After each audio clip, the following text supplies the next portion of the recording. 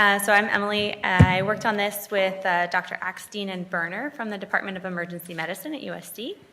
And this is our look at healthcare utilization pre and post initiation of medication for alcohol use disorder. We have nothing to disclose. So this background won't be news to anyone in this room, but heavy alcohol use is a persistent and growing threat to public health, to individuals, to their families, and to society as a whole. And there have been signals of increased alcohol use and heavy drinking during and after the pandemic. There are several medications that are approved and out there to treat alcohol use disorder. They can be effective at reducing healthcare utilization, binge drinking, heavy drinking days, but they're underutilized across treatment settings, inpatient, outpatient, and addiction-specific therapies.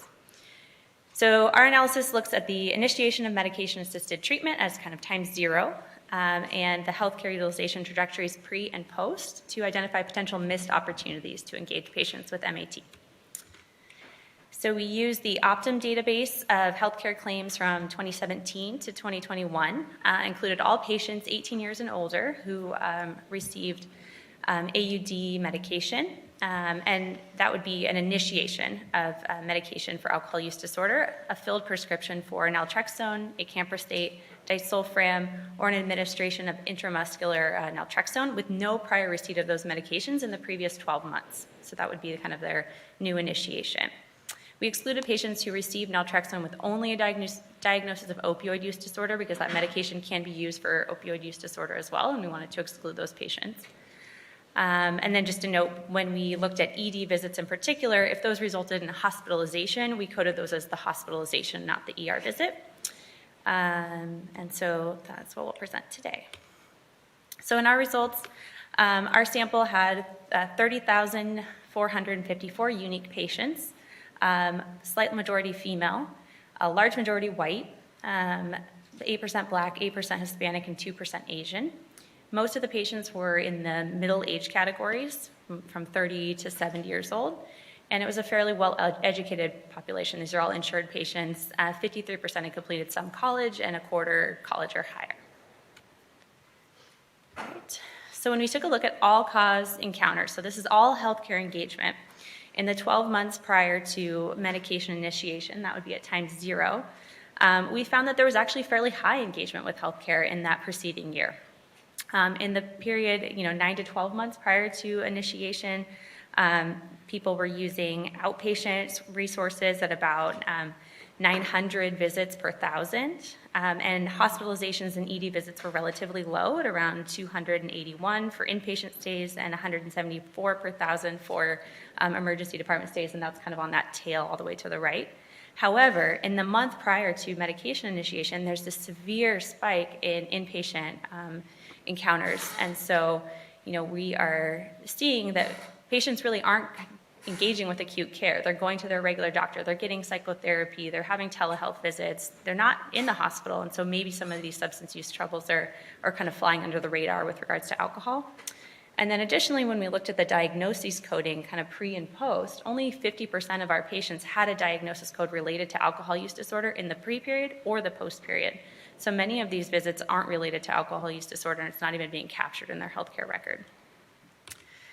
When we looked a little bit further at encounters with alcohol use disorder-related diagnoses, we see that this spike in hospitalizations is largely attributable to alcohol-related inpatient stays. So things like acute intoxication, alcohol withdrawal, nausea and vomiting, inability to tolerate oral intake due to alcohol, and that is what is occurring just prior to initiation of medication. The rates of outpatient encounters for alcohol use disorder related visits specifically are only around 55 per 1,000 in the pre-period, and that shoots up to 400 in the post-period. And then similarly for inpatient stays, it's around 60 per 1,000 in the pre-period, and that goes up to 1,000 in the post-period. Several limitations. This is a very insured, very white, highly educated population, so it is likely not generalizable to all populations. Certainly the patients that I see across the street at LA County are not represented by this sample. However, this is a group of people who have a lot of access to healthcare and a lot of engagement, and many of them are visiting doctors regularly, but that medication is not being initiated until after a inpatient stay often. We're limited by coding of the diagnoses. As I said, only about half of these patients had a diagnosis related to alcohol use disorder, although 80% had mental health related diagnoses, largely depression and anxiety. But all the doctors who are coding these visits are billing, so it's going to be as close as you'll get to some reflection of what's actually going on in those visits. There may be some dropout in the sample, and it's hard for us to capture that. We did ensure that the 12 months prior had a full enrollment period, but some patients did drop out subsequent to the MAT initiation, and I talked about the ED visits. So in summary, we found marked increases in utilization in the month prior to medication initiation, which leads us to believe that it's likely that physicians aren't thinking to initiate medication for alcohol use disorder until there's this real sentinel event, until a hospitalization for alcohol. And as we think about substance use, being this kind of multifaceted process, walking that back and helping our patients will likely involve a multifaceted approach, and this may be one of those tools that just isn't being utilized in a way that could be. And so, when I think about this as a clinical implication, as we consider the use of universal screening tools, and maybe in the mental health setting, when patients have high diagnoses of anxiety, depression, are engaging in psychotherapy, they're engaging in outpatient care, maybe alcohol use is part of that picture, but it's not being detected and it's not being evaluated in those settings. That's it. Questions?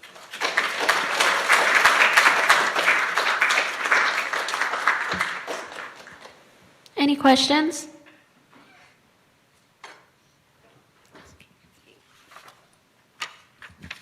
Hi, great. That was great, Emily. I had a question about, from your perspective, the degree to which the billing codes influence physician decision-making about treatment. I know it seems like a hotbed kind of question, but I just wonder if that ends up influencing the kind of care people get.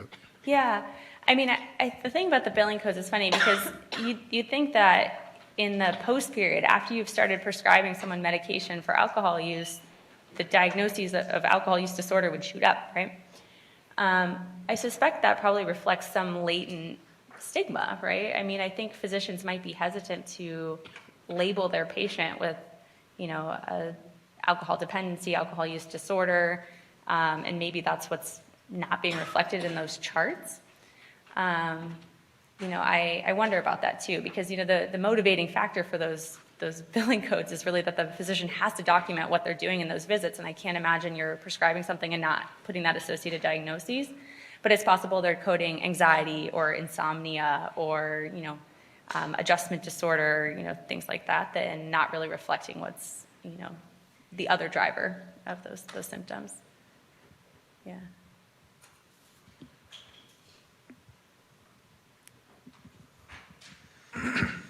Thanks, Vicki. Great talk, Dr. Johnson.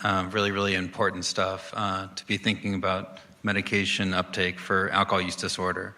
So my question for you is, you're a practicing physician and scientist, and I'm wondering about the differences between the 3 FDA-approved drugs. I think it was like disulfiram, acamprosate, and naltrexone. Mm-hmm. And any kind of clinical observations, and then, from your clinic, and then also, did you see anything in the data? I might have missed it, but when you kind of break apart the different types of medications in terms of your analysis. Yeah, that's a great question. So more to come on breaking out the data for those medications specifically. We have the luxury of having all of that data. We just haven't taken a closer look at it yet. I'm sure Sarah's already churning away back there. Clinically, naltrexone to me has the most potential uptake for patients. There's a couple of reasons for that. One is that it seems to be fairly well tolerated. The contraindications are relatively few, and so when I'm thinking about a patient who has co-occurring alcohol use disorder, it's something that I feel fairly comfortable prescribing and offering. There's also some emerging data that patients may be able to take it on an as-needed basis. It hasn't been thoroughly studied, but I like that idea of patients being able to, take MAT in anticipation of a night of heavy drinking. And I actually have a colleague who is in psychiatry, who prescribes it for undergraduates in that way. And that's one of the reasons we included 18 and over in our sample, just to kind of take a look at that sort of subset. And so to me, that one has the most potential in clinics up at like Highland Hospital. That's the one that they're sort of pushing and promoting as well. And that's what we're trying to start promoting from our ER. Disulfiram makes people feel really sick. They feel miserable. They drink alcohol and they want to vomit. That's a really tough sell from a physician's perspective, and it's a really tough sell from a patient's perspective. So I'm less enthusiastic about that. And acaprostate, I'm not as convinced with the data as far as that heavy drinking, binge drinking cohort. So that's my take on that.